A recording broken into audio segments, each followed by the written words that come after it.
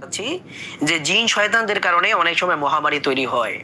তাহলে যদি জিন শয়তানরা মহামারী তৈরি করতে পারে, তাহলে সে আপনার বডিতে কোনো রোগ তৈরি করতে পারবে না, কোনো অসুস্থতা তো করতে পারবে না। এইরকম চিন্তা করাটা আসলে ভুল।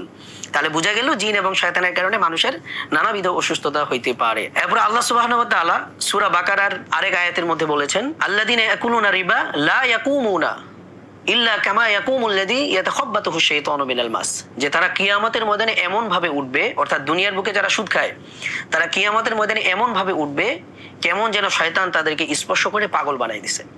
তো এই আয়াত থেকে আহলে সুন্নাত ওয়াল জামাতের যত ফকি, যত ইমাম, যত আলেম রয়েছেন, জমহুর অধিকাংশ সকল আলেমদের ঐক্যমত হচ্ছে এই আয়াতের মাধ্যমে প্রমাণ হয় যে জিন মানুষকে আসর করতে পারে, জিন মানুষকে আক্রমণ করতে পারে, জিন মানুষের শরীরে ঢুকতে পারে এবং সেই মানুষের শরীরে ঢুকে নানাবিধ শারীরিক রোগ এবং মানসিক রোগ তৈরি করতে পারে।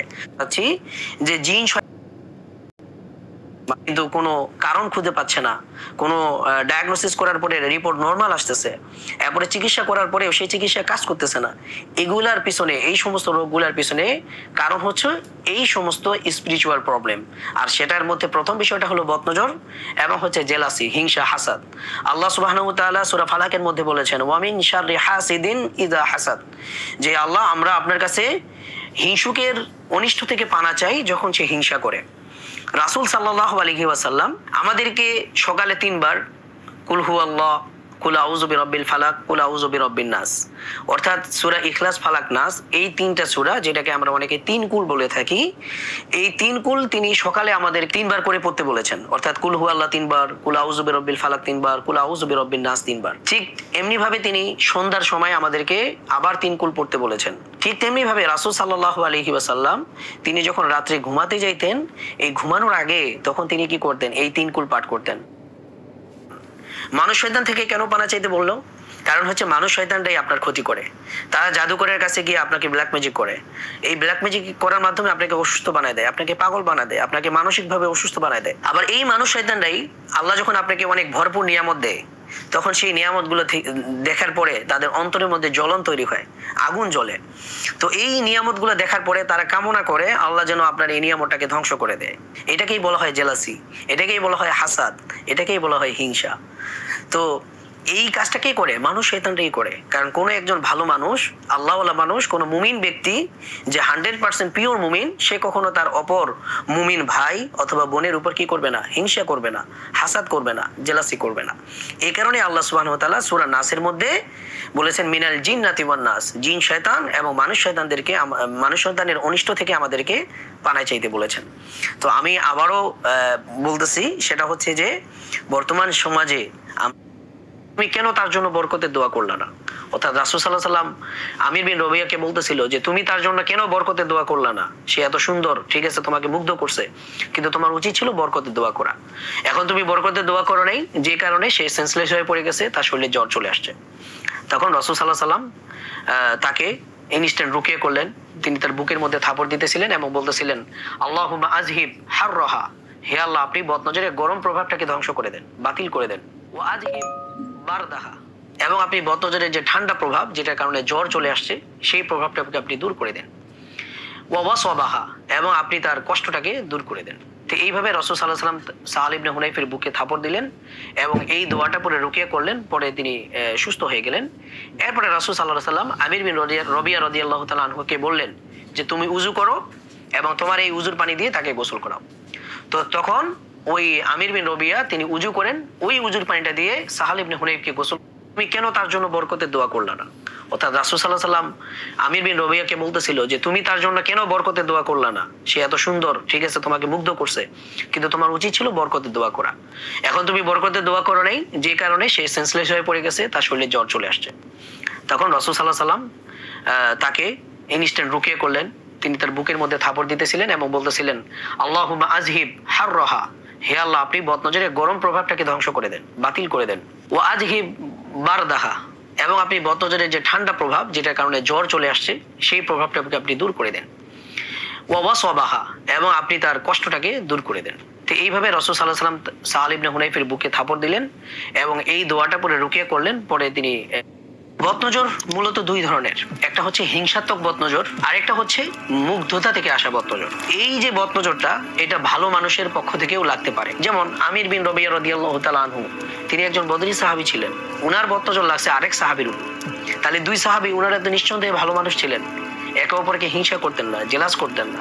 আল্লাহ সুবহানাহু ওয়া তাআলা কোরআনে কি বলেছেন? ওয়া মিন শাররি হাসিদিন ইযা হাসাদ, যে যখন কোনো হিংসুক হিংসা করে, হে আল্লাহ, আমি তার অনিষ্ট থেকে আপনার কাছে আশ্রয় চাচ্ছি। যে শয়তানরা আপনার বডিতে ঢুকে ক্যান্সার, বিভিন্ন রোগ তারা তৈরি করতে পারে। আপনারা যারা কবিরাজের কাছে যান, কবিরাজ যখন আপনার নাম চায়, আপনার মায়ের নাম জানতে চায়, তাহলে বুঝবেন এই হুজুর, সে যত বড় আল্লাহ হোক, সে যত বড় মুফতি হোক, যত বড় মুহাদ্দিস হোক, যত বড় ইমাম সাহেব হোক, সে আসলে জাদুকর, এবং হয়তো সে এটা জেনে করতেছে অথবা না জেনে করতেছে। এখন একটা প্রশ্ন আসতে পারে যে জিন কি আসলে চুরি করতে পারে কিনা? এখন এটার উত্তর আল্লাহ তাআলা বলেছেন, ওয়া মিন শাররিন নাফাসাতি ফিল উকাদ, হে আল্লাহ, আমরা আপনার কাছে আশ্রয় চাচ্ছি ওই সমস্ত নারীদের থেকে, জাদুকরদের থেকে, যারা কি করে গিটের মধ্যে ফুৎকার দেয়। একজন জাদুকর সে মানুষকে কিভাবে জাদু করে, অর্থাৎ জাদু কিভাবে ঠিক না থাকে, তাহলে এই ধরনের রুকিয়া দ্বারা রুকিয়া করাটা জায়েজ। অর্থাৎ এমন রুকিয়া হইতে হবে যেখানে আল্লাহর কালাম থাকবে, আল্লাহর নাম থাকবে, এবং হচ্ছে কোরআনের আয়াত থাকবে। হাদিসে বর্ণিত যে দোয়াগুলো আছে, যেগুলোর মাধ্যমে রাসূল সাল্লাল্লাহু আলাইহি ওয়াসাল্লাম আল্লাহর কাছে পানা চাইছেন, আশ্রয় চাইছেন, সুস্থতা কামনা করছেন, ওই সকল দোয়াগুলো থাকবে। এরপরে দ্বিতীয় যে শব্দটা, সেটা হচ্ছে যে এই যে দোয়াগুলো করা হবে বা রুকিয়াতে যে বাক্যগুলো পাঠ করা হবে, সেগুলো অবশ্যই অর্থবোধক হতে হবে। অর্থাৎ এমন কোনো মন্ত্র হওয়া যাবে না যেটার অর্থ বোঝা যায় না। এরপরে হচ্ছে এমন কোনো বাক্য হওয়া যাবে না যেটা দুর্লভ, যেটা আমরা বুঝতেছি না কি বলতেছে। তৃতীয় নম্বর যে শর্তটা রুকিয়া বিশুদ্ধ হওয়ার জন্য, সেটা হচ্ছে যে এই বিশ্বাস রাখতে হবে যে সুস্থতা কেবলমাত্র আল্লাহর পক্ষ থেকেই আসেন, আর রুকিয়ার স্বতন্ত্র কোনো পাওয়ার বা ক্ষমতা নেই, বরং রুকিয়াটা কার্যকর হয় আল্লাহ সুবহানাহু ওয়া তাআলার ক্ষমতা এবং পাওয়ারের কারণেই। এই তিনটা জিনিস যদি ঠিক থাকে, তাহলে এই ধরনের রুকিয়া দ্বারা রুকিয়া করা সম্পূর্ণরূপে জায়েজ। তো রাসূল সাল্লাল্লাহু আলাইহি ওয়াসাল্লাম বললেন, নাম, হ্যাঁ। তখন জিবরাইল আলাইহিস সালাম একটা দোয়া পড়ে রাসূল সাল্লাল্লাহু আলাইহি ওয়াসাল্লামকে রুকিয়া করে দেন। সেই দোয়াটা ছিল এরকম, বিসমিল্লাহি আরকিক, আমি আপনাকে আল্লাহর নামে রুকিয়া করতেছি, মিন কুল্লি শাইইন ইউযিক, প্রত্যেক ওই সকল জিনিস থেকে যেগুলো আপনাকে কষ্ট দিচ্ছে, ওয়া মিন শাররি কুল্লি নাফসিন আও আইনি হাসিদিন আল্লাহু ইয়াশফিক, বিসমিল্লাহি আরকিক, এবং প্রত্যেক ওই সকল নফস এবং হিংসুকের বদনজর থেকে আমি আপনাকে রুকিয়া করতেছি, আল্লাহ আপনাকে শিফা দান করুক, বিসমিল্লাহি আরকিক, আমি আপনাকে আল্লাহর নামে রুকিয়া করতেছি। এইরকম একটা সুন্দর দোয়ার মাধ্যমে জিবরাইল আলাইহিস সালাম রাসূল সাল্লাল্লাহু আলাইহি ওয়াসাল্লামকে রুকিয়া করে দিয়েছেন। এরপরে আরেকটি ঘটনা আছে, যেটা হচ্ছে যে আবু সাঈদ খুদরি রাদিয়াল্লাহু তাআলা আনহু, আমার এই সমস্যা, অর্থাৎ আপনি যে সমস্যাগুলো নোট করছেন ওখান থেকে কোনো একটা সমস্যাকে মেনশন করবেন। যেমন, হে আল্লাহ, আমার মাথা ব্যথার সাথে সম্পৃক্ত সকল বদনজর, সকল হিংসা, হাসাদ, জেলাসি, কালো জাদু, জিন শয়তান, শরীরের ভিতরে থাকা জিন এবং শয়তান, এবং এগুলোর যত প্রভাব আছে, এগুলো থেকে আপনি আমাকে সুস্থ করে দেন, আপনি আমাকে নাজাত দান করেন। এই বাংলা দোয়াটা আমরা করব। আমি দোয়াটা আরেকটু সংক্ষিপ্ত আকারে বলতেছি। আমরা এইভাবে বলবো যে, হে আল্লাহ, আমার অমুক সমস্যার সাথে সম্পৃক্ত সকল বদনজর, হাসাদ, কালো জাদু এবং শরীরে থাকা জিন শয়তান এবং তাদের প্রভাবগুলোকে আপনি ধ্বংস করে দেন। এইভাবে আমরা হচ্ছে কন্টিনিউয়াসলি এই বাংলা দোয়াটা দিয়ে 15 মিনিট রুকিয়া করব। মানে এই দোয়াটা আমি 15 মিনিট রিপিট করব বারবার। তো এই দোয়াটা আমরা যখন বাংলায় 15 মিনিট পড়লাম, এরপরে আমরা বাকি 15 মিনিট সূরা ফাতিহা, সূরা ফালাক এবং সূরা নাস পাঠ করব। বাকি 15 মিনিট সূরা ফাতিহা, সূরা ফালাক এবং সূরা নাস পাঠ করব। আবার বলতেছি, সূরা ফাতিহা, সূরা ফালাক এবং সূরা নাস পাঠ করব। অর্থাৎ আমি প্রথমে সূরা ফাতিহা পড়লাম, এরপরে সূরা ফালাক পড়লাম, এরপরে সূরা নাস পড়লাম। আবার আমি সূরা ফাতিহা পড়বো, আবার ফালাক, আবার নাস, আবার সূরা ফাতিহা, আবার ফালাক, আবার নাস। এইভাবে রিপিট করব আমি 15 মিনিট। তাহলে আমি 15 মিনিট বাংলায় দোয়া করলাম এবং 15 মিনিট আমি এই তিনটা সূরা পড়লাম, তথা সূরা ফাতিহা, সূরা ফালাক এবং নাস। তাহলে উভয়টা মিলে আমার 30 মিনিটের রুকিয়া হয়ে গেল। তো এই 30 মিনিট রুকিয়া শেষ করার পরে আমি আমার চেষ্টা করব আমার সামনে কিছু পানি রাখতে এবং অলিভ অয়েল তেল রাখতে। তো মনে করেন আমাদের এখানে হচ্ছে পানি আর এটা হচ্ছে অলিভ অয়েল তেল। তো আমার যখন 30 মিনিট রুকিয়া করা শেষ হলো, তখন আমি পানিটাতে একবার ফু দিব এবং অলিভ অয়েলটাতে আমি একবার ফু দিব। তো ফু দেওয়ার নিয়মটা হচ্ছে যে, মনে করেন আমার মুখে কোনো একটা কিছু আটকায় আছে, অর্থাৎ মনে করেন আপনি পেয়ারা খেয়েছেন, তো পেয়ারার কোনো একটা বিচি আপনার মুখে আটকায় আছে, আপনি এটাকে কিভাবে ফালাবেন?